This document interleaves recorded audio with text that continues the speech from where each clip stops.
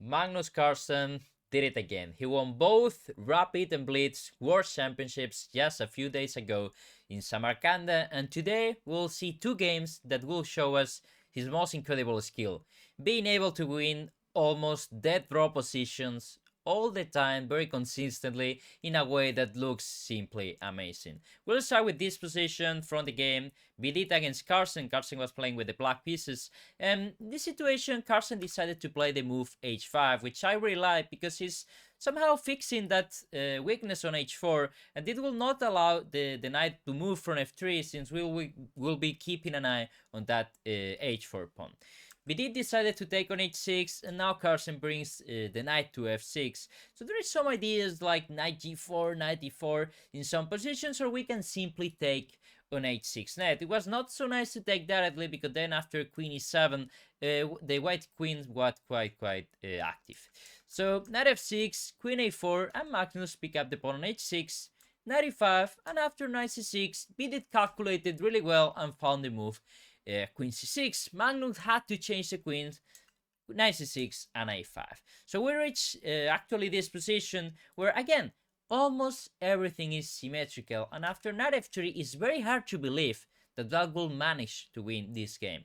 What does actually Black has to be able to win this game? Only this pawn here on h4, not even the king. White king is much better, it's already centralized, but just this pawn h4 is already enough for Carlsen to start annoying a lot in the position. He started with the move knight e4. He's also keeping an eye on f2, keeping an eye on h4, and also now threatening the move knight c3 to pick up the a2 pawn. That's why Bidit decided to play a4, and now king f8. He simply wants to bring the king to the center. Knight c5, we bring the king to the center, king e1. And now with king e1, basically what's saying, okay, I'm very solid here, I can just wait, and now you have to show me something to be able to win this position. So Carlsen started to move around a bit, knight, king e2, knight d7. He wants to change just one knight. The idea of changing one knight is that if you actually take and I take, then I'll be able to place on f6, I'll put my knight on f5, I'll be attacking your pawn. You will not be able to lose tempos because you don't have other knight to lose the tempos, and then maybe I can annoy you coming with the knight, with the king here to h5, or maybe breaking on b5 somehow. So Bidit was happy keeping the knight alive. He played knight c6, king d3, we attacked the pawn, he defended, and now Carlsen just starts to play on. Knight king e2, knight g8, and b4. And this is the key. When you actually play on in these kind of positions, at some point your opponent simply collapses, or not collapses, but let's say he's totally bored of waiting. He wants something to happen quickly, and that's why Bidit plays the move b4, because he don't want to be waiting forever for Magnus to be trying to create some threats, so he wants to basically eliminate all the pawns as soon as possible. And after a b4 and knight b4, there is a new very important idea in this position, since now the queen side is quite open, and we have the idea of maybe at some point bringing our king to a5, and this is actually a huge difference.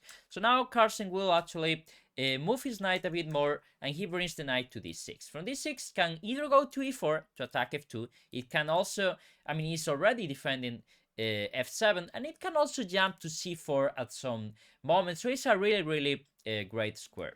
Knight c6 from Bidit, and now f6. f6 move that actually we should be a bit careful playing, because if you actually check this position, all black pieces, not this pawn, but all the other pieces are defending by itself. This means that this knight defends this guy defends here, here, and here, and here, and here. So everything defends itself, and this is actually a great thing for your position when this happens.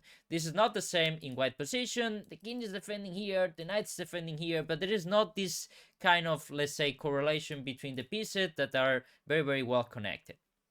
And after f6, we leave all these three pawns by themselves. But the thing is that the pawns are so strong, they control so many squares that it's not so important at them.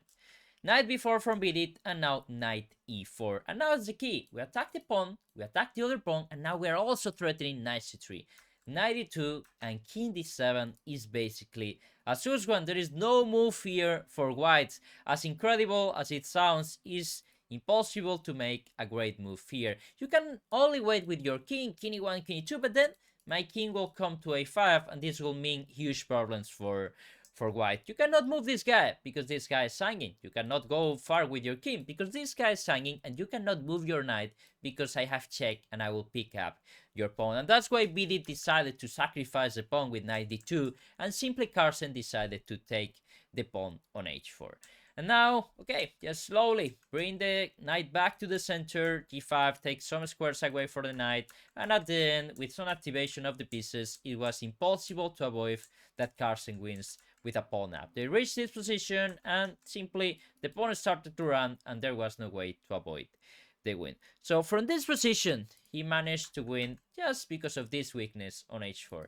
This position still looks kind of, let's say, he has the pawn on h4, but what about this position? He also managed to win this one, and this one is much more incredible than the other. And of course, it's not like he's playing some random weak opponent. Kismatulin is very strong grandmaster, over 2600, and Bith is number 13 of the world, so he's extremely strong opponent, and still he managed to win these symmetrical positions. Here, he's threatening to play e5 to get some center. Of course, it's not a huge deal, but it's enough to force Kismatulin to play f4. And now the first weakness is just here on the e4 square. And now he managed to, get some squares away from the knight by playing a5. You see, the white knight doesn't have so many squares, but my knight might have some nice square on e4.